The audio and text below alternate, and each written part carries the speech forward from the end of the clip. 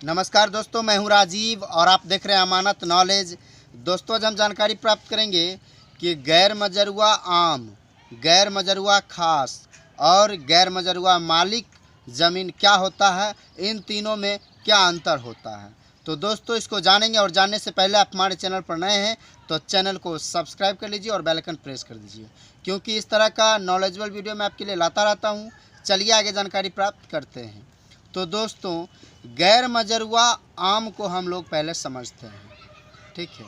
तो दोस्तों, ज़मींदारी प्रथा से ही गैर मजरूआ चलती आ रही है, ठीक है। उस समय होता ये था कि जो ज़मीन समूचे गांव या बस्ती के लिए, उसके लाभ हेतु, उसके उपयोग के लिए जो ज़मीन छोड़ दिया जाता था ज़मींदार की ओर से, उस पे सभी का अधिकार होता था। यानी कि ज़मींदार का भी उतना ही अधिकार होता था, पब्लिक का भी उतना ही अधिकार होता था। यूँ कहे तो अभी के समय में उस पर सरकार का भी अधिकार है और जनता का भी अधिकार है। यूँ कहे तो सरकार और जनता का बराबर का अधिकार होता है गैर मजरूआ आम में, ठीक है। जैसे कि ये उदाहरण की बात करें अगर, तो इसमें गली, सड़क, नाला, इस तरह का जो ज़मीन है वो गैर मजरूआ आम ज़मीन के अंतर्गत आता है। अब दोस्तों, आगे जानते हैं गैर मजरूआ खास की बात करते हैं।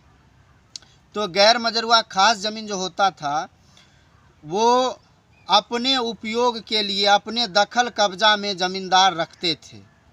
गैर मजरूआ ज़मीन में से ही जो ज़मीन देखते थे ज़मींदार की ये मेरे उपयोग के लिए है, ठीक, वे ज़मीन गैर मजरूआ खास ज़मीन कहलाते थे, क्योंकि ज़मींदार जो है उस ज़मीन को अपने लिए खास बना लेते थे, ठीक है, और ज़मींदार के उपयोग के लिए वो होते थे, इसलिए उसे गैर मजरूआ खास ज़मीन कहा गया है।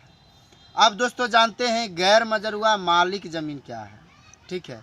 तो दोस्तों, बहुत सारे लोगों के मन में कन्फ्यूजन होता है और इसके ऊपर मैं एक वीडियो बना भी चुका हूँ, फिर भी मैं बता दूँ आपको कि गैर मजरूआ खास और गैर मजरूआ मालिक दोनों एक ही ज़मीन है, बस शब्द अलग अलग हैं।